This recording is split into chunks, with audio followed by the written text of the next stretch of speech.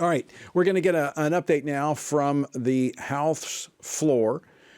Congressman Glenn Grothman of Wisconsin joins us. He's joining us by phone. As I said, they're in a series of votes that are taking place, and so he has stepped off the floor to give us an update. Glenn, welcome back to Washington Watch. Thanks so much for joining us.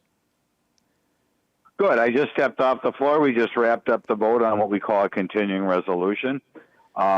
We were a little bit behind the eight ball here. Your listeners will recall that we went through a long process without a speaker, so we got kind of behind things.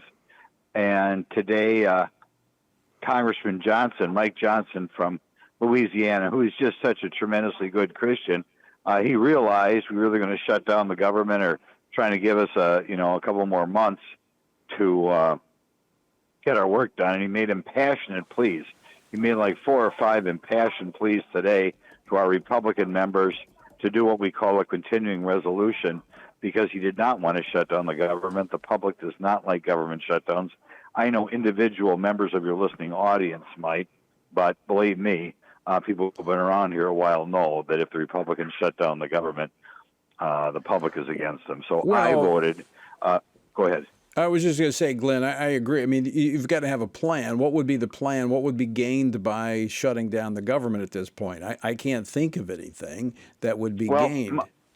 No, and Mike, I'm not supposed to talk what goes on in behind closed conference, but I'll tell you, behind closed doors, Mike asked 4 times. He asked the Republicans who did not want to keep the government open, how is this going to end? How are you going to wind up ahead of the game by shutting down the government? Because eventually it's going to reopen. And his point was it'll reopen when the Republicans get beat up in the news media. And none of these people who are voting against Mike today, breaking from our new speaker, could give him a reason or an explanation of how this was going to end. So I felt sorry for our speaker. Most Republicans stuck with him, but on this first test, a lot didn't. And I really felt sorry for Mike today. He should have got every single Republican to vote for him when he called for the vote, and sadly, about 95 Republicans voted against him.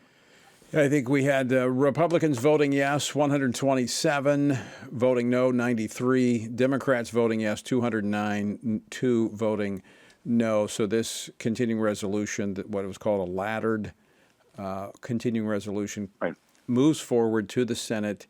But Glenn, this is what Mike has articulated, is that they're going to fight. You just got to have favorable terrain to have the fight on. I think working through the appropriations bills, getting more time to get the ratchet down the spending, put in the policy, that's going to happen in the appropriations process. Absolutely. The most important thing is who wins the arguments over what's in those bills, not when we pass the bills.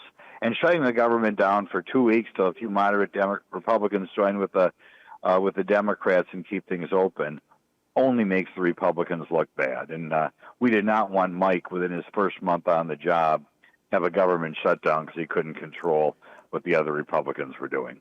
Right. But I've looked at many of these appropriations bills are really good.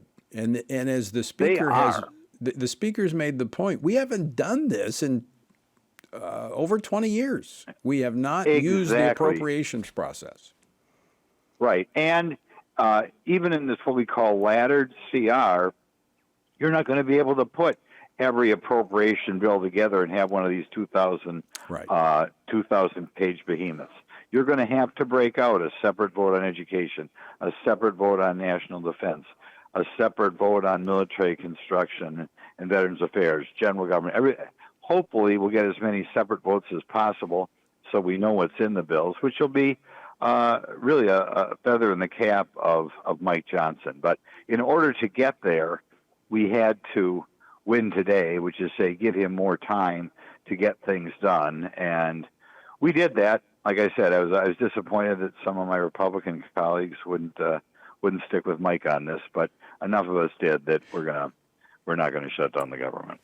Glenn Grothman, let me ask you a final question for you. There was a lot of unity in the conference. Is this, are we fractured again, or are we going to be able to pull together and move forward? Well, I think Mike will pull us together. Mike is such a sincere guy. Everybody knows he's trying to do the best he can.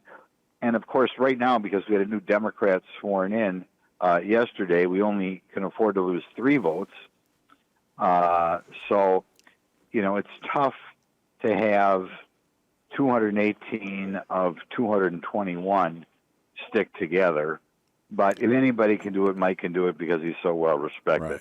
I was just disappointed so many of them voted against Mike today. Yeah, I don't think you could get all of them to agree on the same flavor of ice cream. I mean, it's a difficult job. Glenn, thanks so much for stepping off the floor and giving us a call. Always great to talk with you. Yeah, and we'll have to talk later on the things that are in these bills, because you're right. There's a lot of good stuff in the Republican bills, but we're eventually going to have to negotiate with the Senate. We'll check off and see what we're winning on and what the left is winning on. And that's where we have the fights, because we're going to be on more favorable terrain at that point. Yep. All right. Yeah, I agree.